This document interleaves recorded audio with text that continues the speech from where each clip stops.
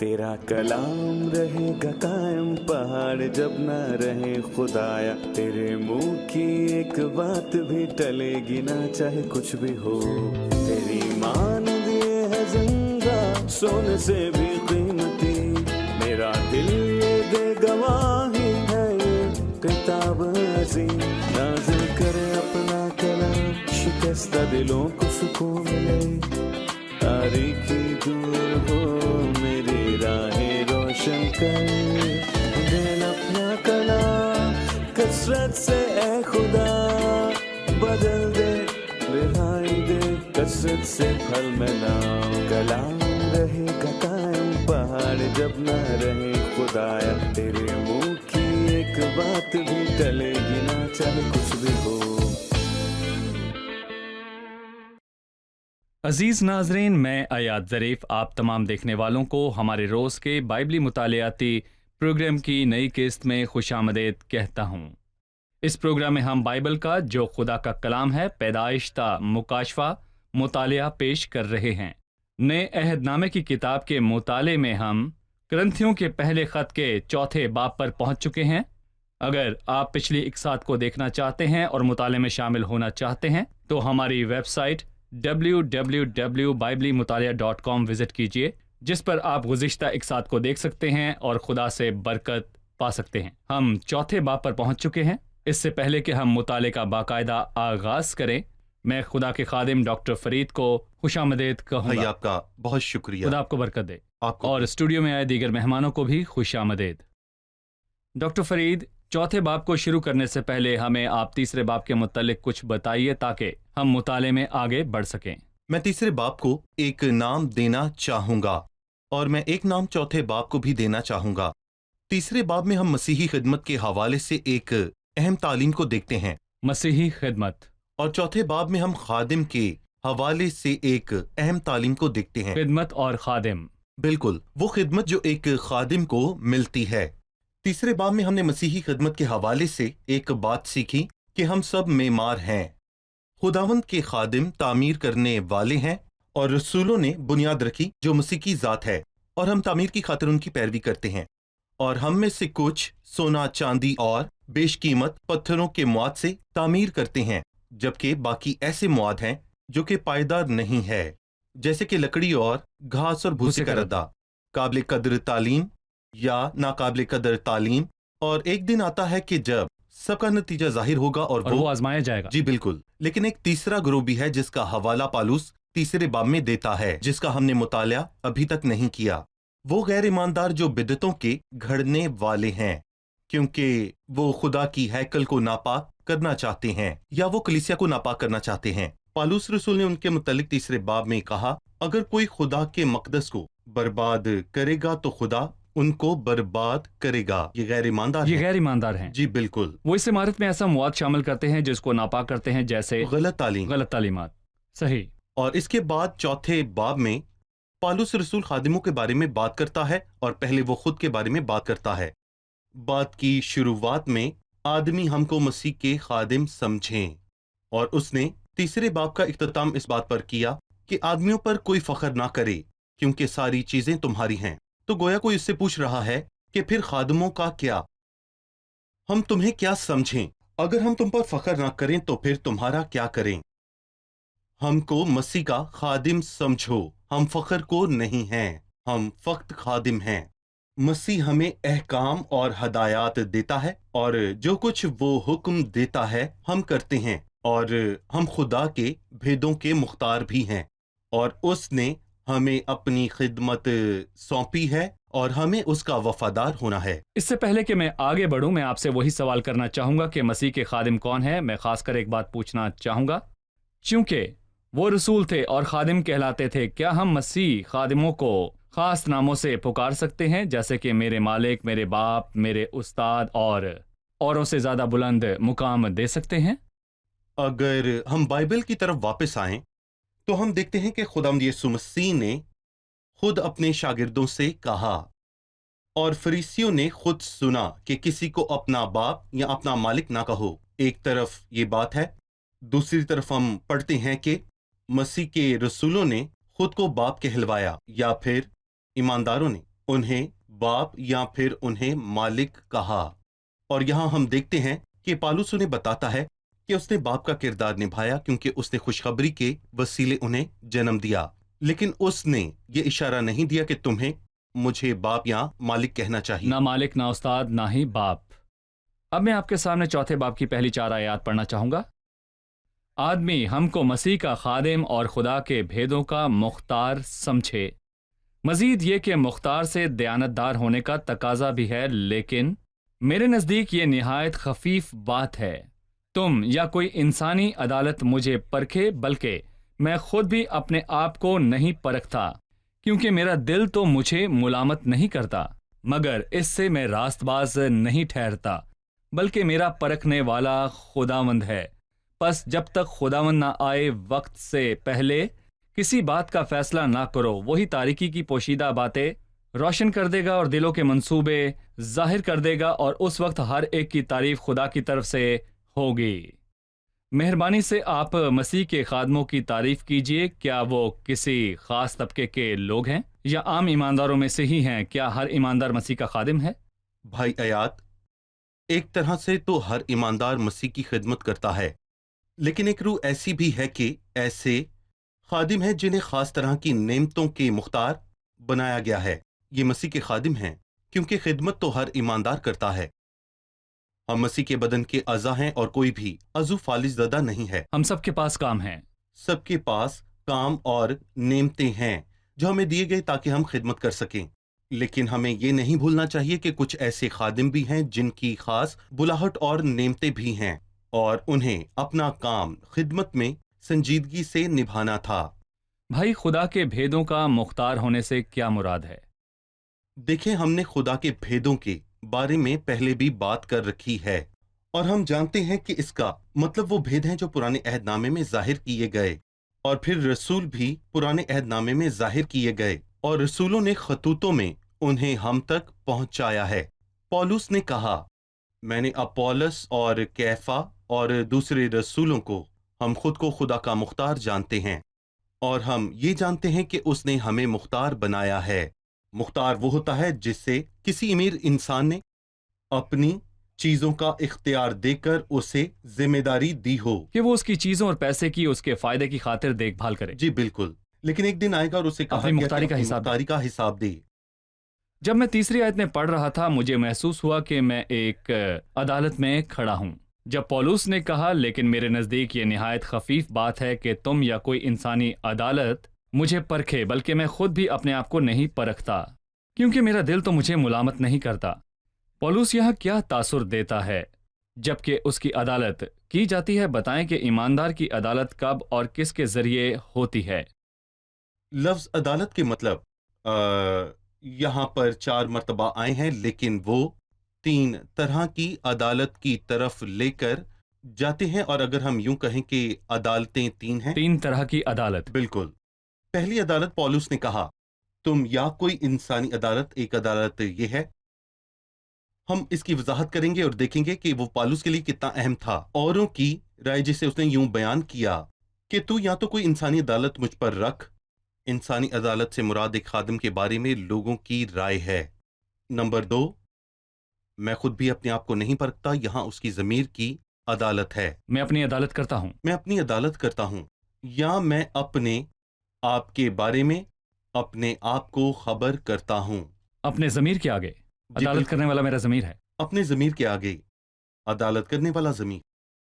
تیسری عدالت خدا کی عدالت ہے۔ وہ کہتا ہے بلکہ میرا پرکھنے والا خدا ہے، اور اسی لیے اس نے ان سے کہا کہ وقت سے پہلے کسی بات کا فیصلہ نہ کرو، کیونکہ خداوند آتا ہے اور وہ دن آتا ہے جس میں خدا انصاف سے عدالت کرے گا۔ اس طرح یہ 3 عدالتیں ہیں۔ پہلی انسانی عدالت جو تب ہوتی ہے جب لوگ ایک خادم کے متعلق اپنی رائے دیتے ہیں، اور دوسری عدالت اپنے ضمیر کے آگے ہوتی ہے۔ تیسری عدالت خدا کے آگے اور مسیح کے آگے۔ صحیح۔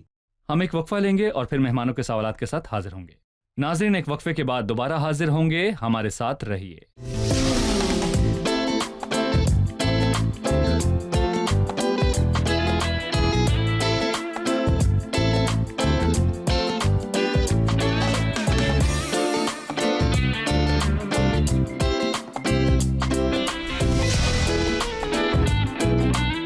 खुशामदीद, आइए बढ़ते हैं मेहमानों की जानिब और जानते हैं उनका सवाल। 5वीं आयत में लिखा है, बस जब तक खुदावंद न आए वक्त से पहले किसी बात का फैसला ना करो, वही तरीके की पोशीदा बातें रोशन कर देगा और दिलों के मंसूबे जाहिर कर देगा, और उस वक्त पर हर एक की तारीफ खुदा की तरफ से होगी। इस आयत के मुतल्लिक आप क्या कहेंगे? ठीक है भाई आयात, लेकिन सबसे पहले मैं इस बात पर तबसरा करना चाहूंगा जो अभी हमने कही। जरूर। मैं कहना चाहूंगा कि अदालतें 3 तरह की हैं। हम पालूस से क्या सीखते हैं? जी। पालूस, तुम्हारी पहली अदालत के बारे में क्या राय है? जो कि लोगों की तुम्हारे बारे में राय है, उसने उसे मुकम्मल नजरअंदाज नहीं किया। उसने उसे मलहूज़े खातिर रखा, क्योंकि ऐसे लोग हैं जो ये कहते हैं हमें हरगिज़ परवाह नहीं। इन्हें बोलने दो, ये इंतहा पसंद हैं। लेकिन पालूस ने कहा कि मेरे नजदीक ये हकीकत बात है। उसने उसे ये नहीं कहा कि ये बेकार बात है, बल्कि कहा अहमियत कम है। इससे पता चलता है कि फितरतन हम लोगों से तारीफ करवाना पसंद करते हैं, लेकिन इंतहाई खतरनाक बात यह है कि हम तारीफ की उन लहरों के साथ बह जाएं। जॉन मार्टिन ने एक बार कहा था कि एक अजीम ज़हन की सबसे बड़ी रुकावट तारीफ और उसकी खुशामद है। रुकावट है, यकीनन। इससे एक शख्स हमेशा अपने लिए पसंदीदगी की राय रखता है और लोगों से मकबूलियत और शोहरत चाहता है। ये रुकावट है। दूसरी किस्म कि मैं खुद भी अपने आप को नहीं परखता, क्योंकि मेरा दिल तो मुझे मलामत नहीं करता, मगर इससे मैं रास्तबाज नहीं ठहरता। ये मेरे ज़मीर और मेरी राय की तरफ इशारा करता है कि मेरा ज़मीर अच्छा है। वो ज़मीर जो खुदा के कलाम से रोशन है, वो ज़मीर जो रूहुल कुद्स के वसीले रोशन है। क्योंकि रोमियो 9 में पौलुस अपने ज़मीर पर एतकाद करके कहता है, मेरा दिल भी रूहुल कुद्स में गवाही देता है। मैं उसे खत्म नहीं कर सकता, लेकिन साथ ही मैं कहता हूं कि ज़मीर अकेला अदालत करने वाला नहीं है। मुमकिन है कि खादिम होते हुए मैं कहूं कि मेरा ज़मीर कुछ बातों पर मुतमईन है और मैं इसे बाइबल की रोशनी में ना देखूं। नतीजा गलत फैसला भी हो सकता है, क्योंकि ज़मीर आसपास की बातों के मुताबिक भी बदल सकता है। बिल्कुल। और तीसरे नंबर पर हमारी बहन का सवाल। उस यहाँ आयत की वजाहत। 5वीं आयत, किसी बात का फैसला ना करो, बस वक्त से पहले किसी बात का फैसला ना करो। हम सभी अपने आप को फैसला करने की इजाजत देते हैं, और अगर मैं अपने आप को इजाजत दूं तो मैं भाई आयात की अदालत करूंगा। जो बातें मुझे आप में पसंद हैं, मुझे आपको बताने की जरूरत नहीं कि आप में फलां फलां बात अच्छी है, या आपको बताऊं कि मुझे आपकी फलां बात पसंद नहीं। मैं और कौन मैं होता हूं फैसला कर दूं। और मेरा मकसद क्या है? मैं फैसला क्यों करूं? मैं आपकी अदालत करने वाला कौन हूं? आपकी अदालत खुदा करता है, और वही खुदा आपका फैसला करने वाला है। तो यहां पर मैं ये कहना चाहूंगा कि मुझे आपको हौसला देना चाहिए। और फिर एक बहन की बहुत अच्छी कहानी है जो किसी कलीसिया में ईमानदार थी। वो अपने अच्छे अल्फाजों के लिए जानी जाती थी। वो हमेशा ये चाहती थी कि अगर कोई खादिम उसके चर्च में आए तो वो उसके लिए कुछ अच्छा कहे। और एक दफा एक खादिम को कलीसिया में बुलाया गया और उसने एक बहुत ही अच्छा कलाम सुनाया। तो एक भाई ने उनसे कहा कि आप इस पर क्या कहेंगी? उसने जाकर उससे सलाम कहा और उसका शुक्रिया किया। उसने कहा, बाइबल का जो हवाला आपने पेश किया उसके लिए आपका शुक्रिया। उसने कुछ अच्छा कहा कुछ और अच्छा उसने कहा। उसकी तारीफ की। ये एक कहानी है, लेकिन इसका मतलब एक बहुत मतलब ही है। खूबसूरत है। इसका मतलब है कि आप तारीफ करें पर अदालत ना करें और दूसरों पर इल्जाम ना लगाएं। पर एक मौका पर खादिम की अदालत होनी चाहिए।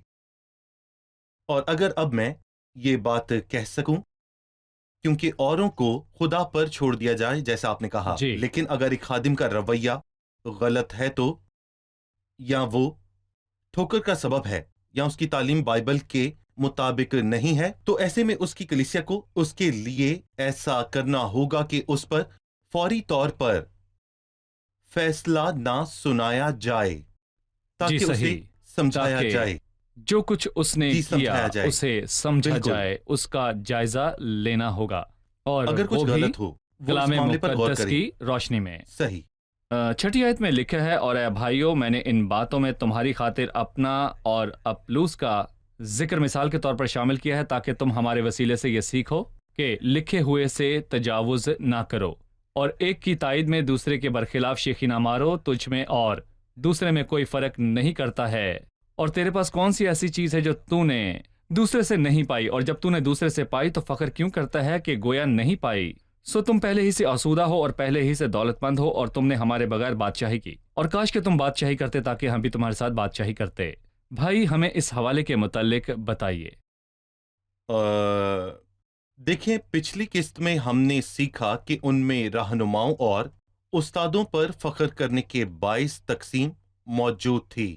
اپنے عظیم اور پھر دانا انداز میں ان خادموں کے نام نہ لیے جو ان میں موجود تھے، سو وہ ان خادموں کی جگہ اپنا اور اپولس کا نام لیتا ہے، اور اسی لیے وہ یہاں پر یوں کہتا ہے کہ میں نے اپنا اور اپولس کا نام مثال کے طور پر شامل کیا تاکہ کوئی اور شرمندہ نہ ہو، تاکہ تم ہمارے وسیلے یہ سیکھو کہ لکھے ہوئے سے تجاوز نہ کرو اور ایک ہی تائید میں دوسرے کے برخلاف شیخی نہ مارو۔ اس آیت کا کیا مطلب ہے اور جو کچھ اس آیت میں لکھا ہے اس کی روح کیا ہے؟ بائبل کی روح ہے کہ خدا کی تمجید کرو، کسی انسان کو جلا نہ دو، یہی موسیٰ نے کہا، کیونکہ میں خدا کے نام کا اشتہار دوں گا، تم ہمارے خدا کی تعظیم کرو۔ اور داؤد نے کہا، میرے ساتھ خدا کی بڑھائی کرو۔ گویا وہ یہ کہتا ہے کہ لکھے ہوئے کلام کی روح یہ ہے کہ خدا کا نام بلند کیا جائے۔ سو کسی خادم کو جلال دینا یا ایک کی تائید میں دوسرے کے برخلاف ہونا غلط ہے۔ صحیح۔ پھر اس نے ان سے کہا، تجھ میں اور دوسروں میں کون فرق کرتا ہے؟ بالکل۔ تو آپ اس کے متعلق بتائیے کہ تم تو پہلے ہی سے آسودہ ہو اور پہلے ہی سے دولت مند ہو، اور تم نے ہمارے بغیر بادشاہی کی، اور کاش کہ تم بادشاہی کرتے۔ آیت نمبر 7، تجھ میں اور دوسروں میں کون فرق کرتا ہے، اور تیرے پاس ایسی کون سی چیزیں ہیں جو تو نے دوسروں سے نہیں پائیں؟ اور یہاں وہ روحانی معاملات کی بات کرتا ہے، نہ کہ جسمانی باتوں کی۔ وہ اس خادم سے یہ کہنا چاہتا ہے جس کے پاس کلام کی نعمت ہے کہ یہ تحفہ خدا کی طرف سے ہے، نہ کہ اس کی اپنی طرف سے۔ سو نہ شیخی مارو اور نہ ایمانداروں کو اپنے آپ پر فخر کرنے دو۔ اور پھر وہ اپنے خطاب کا رخ کلیسیا کی طرف کرتا ہے۔ وہ کہتا ہے، سچائی یہ ہے کہ تمہارے کاموں میں ظاہر ہوتا ہے کہ تم خدمت کی مشکلات اور ان کی تکالیف سے واقف نہیں ہو۔ تم تو پہلے ہی سے آسودہ ہو، لیکن ہم اب بھی بھوکے ہیں۔ تم پہلے ہی دولت مند ہو، ہم غریب ہیں۔ تم نے ہمارے بغیر بادشاہت کی، اور یہ سنجیدہ طور پر طنزیہ جملہ ہے۔ اس کا مطلب ہے کہ تم نے خود کو مسیح کی بادشاہی میں جان کر ہمیں خادم ہوتے ہوئے تکلیف اور ذلت اور شرمندگی میں چھوڑ دیا۔ ہم دور ہیں اور شرمندگی میں جیتے ہیں۔ ہم شرمندگی میں جیتے ہیں، اور انہوں نے یہ نہ جانا کہ خود مسیح کو رد کیا گیا اور اس کی بادشاہی کا وقت نہیں آیا، جبکہ وہ واقعی بادشاہی سے محظوظ ہوئے، گویا وہ بادشاہت میں اس میں پہنچ چکے ہیں۔ بالکل۔ اس نے ان سے کہا، کاش کہ تم بادشاہی کاش کہ تم بادشاہی کرتے تاکہ ہماری مصیبت کا وقت ختم ہوتا اور ہم بھی بادشاہت کرتے۔ وہ یہ کہہ کر واضح کرتا ہے، میری دانست میں خدا نے ہم رسولوں کو سب سے دانا ٹھہرا کر ان لوگوں کی طرف پیش کیا جن کے قتل کا حکم ہو چکا ہو، کیونکہ دنیا اور فرشتوں اور آدمیوں کے لیے ایک تماشا ٹھہرے۔ اور میں کہوں گا کہ یہ ایک خوبصورت مثال ہے اس وقت کی تہذیب جو کچھ کرنا تھا اس کے متعلق بات کی گئی ہے کہ یونانی اکھاڑوں اور کشتی کے میدانوں میں کیا کیا کرتے تھے۔ جن پر سزائے موت کا حکم ہوتا وہ انہیں اس میں دھکیل دیتے تھے۔ مجرموں کو ان درندوں کے آگے، وہ ان درندوں کو ان پر چھوڑ دیتے کہ وہ ان سے کھلواڑ کریں۔ وہ انہیں بھوکے شیروں اور چیتوں کے آگے ڈالتے۔ وہ ان درندوں سے لڑتے، لیکن وہ درندے انہیں کھا جاتے۔ اور وہاں تماشائی بھی ہوتے جو اس منظر کو تماشائی بھی ہوتے۔ سو اس نے ان سے کہا، کیونکہ ہم ایسی مصیبت کا سامنا کرتے ہیں اور باقی دنیا کے سامنے ہم کو تماشا بنا دیا گیا ہے، جو آدمی اور فرشتوں دونوں سے ظاہر کی گئی اور دونوں ہونے والے کام کو دیکھتے ہیں۔ یہ وہ قیمت ہے جو ایک ایماندار مسیح کی پیروی کی خاطر چکاتا ہے۔ جی، لوگ کہتے ہیں خادم کا فائدہ ہے، لیکن ایک سچا خادم وہ ہے جو مشقت اٹھاتا ہے، راہ چلتے ہوئے دکھ اٹھاتا اور روتا ہے، اور صلیب اٹھا کر مسیح کے پیچھے چلتا ہے۔ ہم ایک وقفے کے بعد مہمانوں کے سوالات کے ساتھ حاضر ہوں گے۔ ناظرین، ایک چھوٹے سے وقفے کے بعد دوبارہ حاضر ہوں گے، ہمارے ساتھ رہیے۔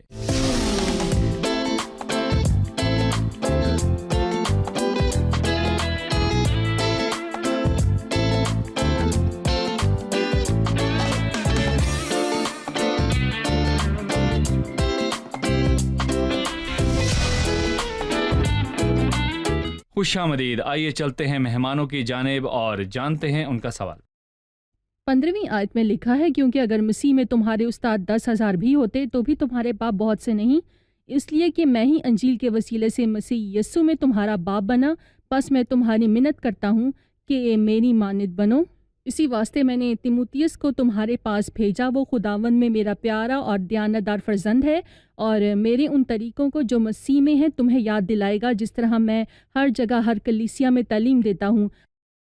ہم پولوس کے سینے میں کرنتھیوں کی کلیسیا کے لیے جو پاسبان کا دل تھا اس کے متعلق جاننا چاہتے ہیں۔ ہم یہ بھی جاننا چاہتے ہیں کہ تیموتیس کا پالوس رسول کے ہمراہ کیا کردار تھا۔ بطور خادم اور اپنے بچوں کی فکر کرنے والے باپ کے پولوس کے دل کے متعلق بتائیے، اور پولوس کی خدمت میں تیموتھیوس کا کیا کردار ہے؟ جہاں تک پالوس کی بات ہے، سب سے پہلے تو وہ انجیل کے وسیلے سے ان سب کا باپ بنا، اور ان کا روحانی باپ جو انہیں ایمان میں لے کر آیا۔ پہلی روحانی بات، باپ کا مطلب کہ اس نے روحانی انہیں ایمان میں بلدیت کا شامل مطلب کیا۔ یہ ہے کہ یہ خوبصورت بات ہے کہ یہ باپ، اور جیسا کہ ہم میں سے ہر ایک باپ کرتا ہے کہ جب وہ کسی بچے کا باپ بنتا ہے تو اسے چھوڑتا نہیں، صحیح۔ بلکہ اسے پالتا ہے اور اس بچے کی دیکھ بھال کرتا ہے، اور یہاں پالوس بھی یہی کرتا ہے۔ اس نے محبت کے ساتھ ان کی دیکھ بھال کی، اور محبت کا روح ان دونوں خطوط کو میں کہوں گا کہ کرنتھس کی کلیسیا میں مقبول کرتا ہے، لیکن اس نے ان کو سیر بھی کیا، اور اس نے انہیں ملامت بھی کی، اور اگر باپ اپنے بچوں کو ملامت نہیں کرتا تو میں کہوں گا وہ انہیں بگاڑتا ہے، اور ان کی پرورش ٹھیک نہیں ہوتی۔ جو باپ اپنے بچوں کی تربیت نہیں کرتا انہیں بگاڑتا ہے۔ جی بالکل صحیح۔ سو پولس نے وہی کردار ادا کیا۔ دیکھیں اس نے کیا کہا۔ اس نے کہا، اسی لیے کہ میں ہی انجیل کے وسیلے سے مسیح یسوع میں تمہارا باپ بنا۔ پہلی بات، سو اس سے ظاہر ہوتا ہے وہ روحانی باپ ہے۔ دوسری بات، میں تمہارے لیے خود کو بطور نمونہ پیش کرتا ہوں، پس میں تمہاری منت کرتا ہوں کہ میری مانند بنو۔ برتاؤ اور اعمال، سو باپ خود کو ایک نمونے کے طور پر پیش کرتا ہے۔ اور نمبر 3، وہ اپنے بچوں کو یاد دلاتا ہے جو کچھ وہ بھول چکے ہیں۔ اسی واسطے میں نے تیموتھیوس کو تمہارے پاس بھیجا، جو میرے ان طریقوں کو جو مسیح میں ہیں تمہاری یاد دلائے، حالانکہ میں تمہارے ساتھ 1 سال سے زیادہ رہا۔ چوتھی بات، میں اپنے بچوں کو ملامت کرتا ہوں۔ تم کیا چاہتے ہو کہ لکڑی لے کر میں تمہارے پاس آؤں، یا محبت اور نرم مزاجی سے؟ اور جہاں تک تیموتھیوس کی بات ہے، اس کا پالوس کے ہمراہ ایک اہم کردار ہے، اور یہاں سب سے پہلے اس نے کہا میرا دیانتدار۔ پیارا فرزند، خداوند میں میرا ایماندار فرزند۔ اور پالوس نے تیموتھیوس کو گود لیا تھا، اور یہ خادم ہوتے ہوئے ہمارے لیے ایک سبق ہے۔ اپنے سے چھوٹوں کی تربیت کریں، اپنے چھوٹے بھائی جو خدمت کرتے ہیں، کیونکہ 1 سال بعد وہ خادم ہوں گے، جیسے پولوس اور تیموتھیوس۔ جیسے پالوس اور تیموتھیوس، جیسے کسی باپ کا فرزند ہوتا ہے۔ ڈاکٹر فرید، ہماری کلیسیاؤں میں پولوس اور تیموتھیوس کی مثال کی اشد ضرورت ہے۔ وہ بزرگ جو جوانوں کو خدمت میں تعلیم و تربیت فراہم کرتے ہیں، جوانی کے ولولے کے ساتھ تجربہ بھی شامل ہو جائے تو کلیسیا میں کمالات ہو سکتے ہیں۔ خدا آپ کو برکت دیں۔ چلیے مہمانوں سے جانتے ہیں کہ انہوں نے کیا سیکھا۔ پولوس رسول نے اس باب کی شروعات میں کہا کہ ہم خدا کے بھیدوں کے مختار ہیں۔ اس کا کیا مطلب ہے؟ خدا کے بھیدوں کا مختار ہونے سے مراد خود سے اور دوسرے رسولوں سے ہے۔ مختار کا مطلب ہے کہ ایک امیر شخص ہے جس نے اپنا سب کچھ تجارت اور منافع پانے کی خاطر ایک مختار کے ہاتھ میں سونپا ہے۔ خدا کے بھید، جیسا کہ ہم نے پہلے سمجھا، کہ وہ باتیں ہیں جنہیں پرانے عہد نامے میں ظاہر نہیں کیا گیا، اور رسول نے ان کا اعلان ان خطوط کے جو انہوں نے لکھے یا اپنی منادی کے ذریعے کیا۔ صحیح۔ یہ بتائیے کہ وہ کون سی 3 عدالتیں ہیں جن میں ایک ایماندار یا خادم کو اپنی خدمت کے لیے کھڑا ہونا ہوگا؟ ایک ایماندار یا خادم پر انسانوں کی عدالت، پالوس نے اس کی تذلیل نہیں کی، لیکن اس نے اسے سب سے چھوٹی بات کہا ہے۔ پھر ضمیر کے وسیلے سے ایک خادم کی اپنی عدالت ہے، یہ صحیح ہے، لیکن میں اس پر انحصار نہیں کر سکتی۔ پھر خداوند کی عدالت ہے جو کہ صحیح ہے، ہمیں جاننا ہے کہ خداوند عادل ہے، سو میں خود کو اپنا یا اوروں کا عادل نہ ایک بناؤں۔ دن خداوند ہر چھپی بات کو ظاہر کرے گا۔ شکریہ، خدا آپ کو برکت دے۔ بھائی آپ کا بھی شکریہ۔ اگلے پروگرام میں ہم اپنے مطالعے کو جاری رکھیں گے۔ عزیز ناظرین، عظیم رسول پولوس نے خود کو خادم اور خدا کے بھیدوں کا مختار ہی جانا۔ خدا ہی نے اسے رسول ہونے کے واسطے بلایا، اسے زندہ مسیح نے بلایا جو جلال میں تھا، لیکن اس نے اس پر شیخی نہ ماری کہ اس نے لوگوں میں خدمت کی۔ اس نے کہا میں خادم ہوں اور خدا کے بھیدوں کا مختار ہوں۔ واحد بات جو ایک پرہیزگار ایماندار کو ممتاز کرتی ہے، جو ایک خادم مسیح سے سیکھتا ہے، وہ حلیمی ہے۔ حلیمی ایک پرہیزگار ایماندار کو ممتاز کرتی ہے. جو کوئی بھی شیخی مارتا ہے اس میں مسیح کا روح نہیں ہے. جو کوئی فخر کرتا ہے مسیح کا شاگرد نہیں ہے. جس نے کہا مجھ سے سیکھو کیونکہ میں حلیم ہوں اور دل کا فروتن، تو تمہاری جانیں آرام پائیں گی. اگر آپ خادم ہیں کسی بھی طرح یا کسی بھی حلقے کے اندر ہیں، آپ کی اصلی جگہ ان کے قدموں میں ہے جن کی آپ خدمت کرتے ہیں. آپ کو لوگوں کے پاس جانا ہوگا اور عملی طور پر ان کے پاؤں دھونے ہوں گے. خدمت پست ہو کر کی جاتی ہے، بلند ہو کر نہیں. آپ تب تک لوگوں کو تعلیم دیتے ہیں جب تک وہ مسیح میں پیدا نہ ہوں. آپ ان کے بوجھ کو اٹھاتے ہیں. خادم وہ ہے جو لوگوں کی ضرورت میں ان کی مدد کرتا ہے. وہ ان پر بوجھ نہیں ڈالتا جو اسے سونپے گئے ہیں. ہم بائبل میں یہ نہیں پڑھتے کہ خادم ان لوگوں سے بڑا ہے جن کی وہ خدمت کرتا ہے، یا وہ لوگوں کا باس ہے. وہ لوگوں کو مجبور نہیں کرتا کہ اسے مالک یا باپ کہیں. اگر آپ مسیح کی مانند خدمت کرنا چاہتے ہیں تو آپ مسیح یسوع سے سیکھیں، جس نے کہا پس جب مجھ خداوند اور استاد نے تمہارے پاؤں دھوئے تو تم پر بھی فرض ہے کہ ایک دوسرے کے پاؤں دھویا کرو. آج کا سوال، پولوس کی اس بات کا کیا مفہوم ہے کہ ہم دنیا اور فرشتوں اور آدمیوں کے لیے ایک تماشا ٹھہرے؟ جی ہاں، پولوس کی اس بات کا کیا مفہوم ہے کہ ہم دنیا اور فرشتوں اور آدمیوں کے لیے ایک تماشا ٹھہرے. آنے والی قسط میں آپ سے پھر ملاقات ہوگی. خدا آپ کو برکت دے.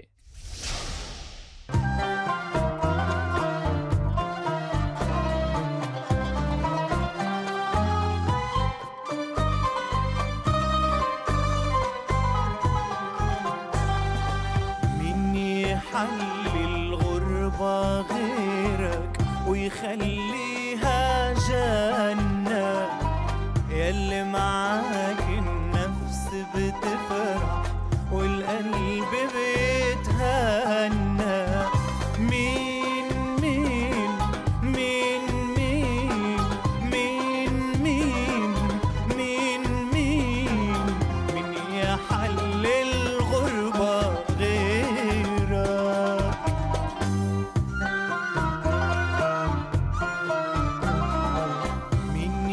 طهر قلبي غيرك وأكون أنا ما أنا، وأقضي باقي الغربة في خوفك وأنا فكري في السماء. مين مين مين مين مين مين مين مين مين يحل الغربة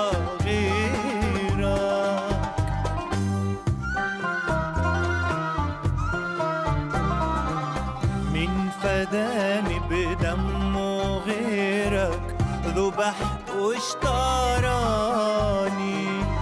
أحصوك انت مع الأثمة وانا نفس الجاني. مين مين مين مين مين مين مين مين مين يحل الغربة